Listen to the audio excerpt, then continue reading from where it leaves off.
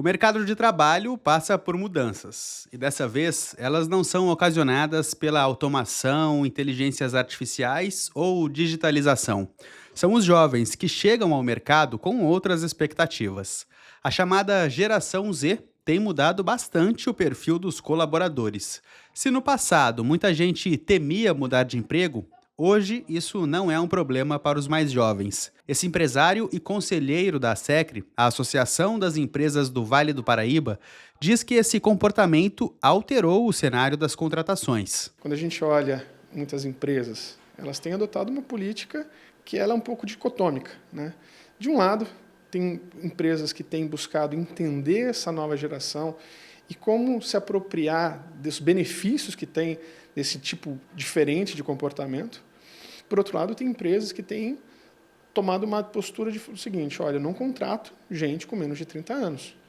E qual é o dilema relacionado a isso? Quando a gente olha esse segundo caso, o argumento que elas colocam é o seguinte: olha, se eu não tiver... eu preciso de pessoas que, por um lado, sejam técnicas, mas que tenham um comportamento que se encaixe com o que a gente espera.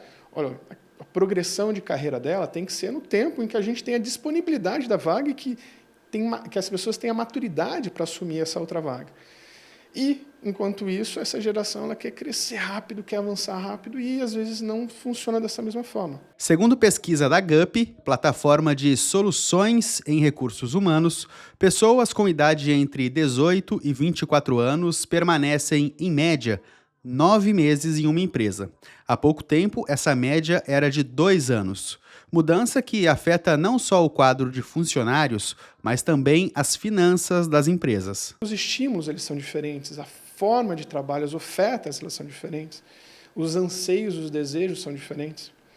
Veja, a própria questão do home office, do trabalho remoto. Isso é um valor para muita gente nessa nova geração.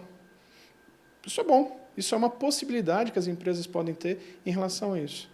Mas agora a segunda pergunta é, puxa, quando você está em home office, você tem maturidade de fato para trabalhar em home office com um nível máximo de produtividade?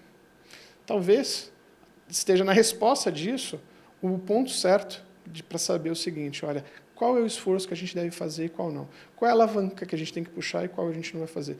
Ainda de acordo com a pesquisa, 35% da geração Z trabalharam em somente uma empresa em 5 anos. A diferença para os chamados baby boomers, as pessoas nascidas entre 1945 e 1964, chama atenção. Entre eles, 62% permaneceram numa única empresa nesse mesmo período. A pesquisa ainda aponta as principais justificativas para a troca de emprego.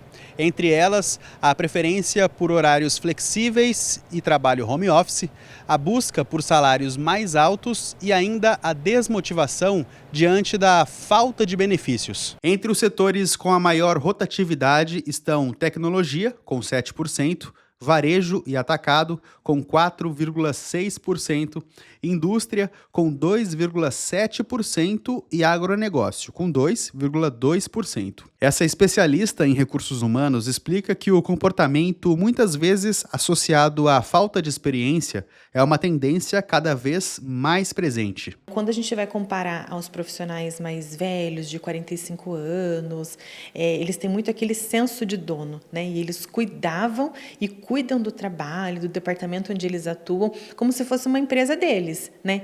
E a geração mais nova, não. Eles têm muito o senso de funcionário mesmo. Eu estou aqui para fazer a minha parte, muito bem feita, e é assim que eu vou fazer, né? Então, eles com certeza vão preferir um trabalho que dê para eles esse benefício da saúde mental em dia, para ganhar menos, do que um salário mais alto e um nível de responsabilidade, de repente, tão alto que venha afetar a saúde mental. Isso eles vão evitar. Ainda segundo a especialista em recursos humanos, na medida em que a necessidade da mão de obra desse público aumenta, as empresas procuram formas de suprir as demandas. Mas com o tempo, os jovens também vão se adaptar.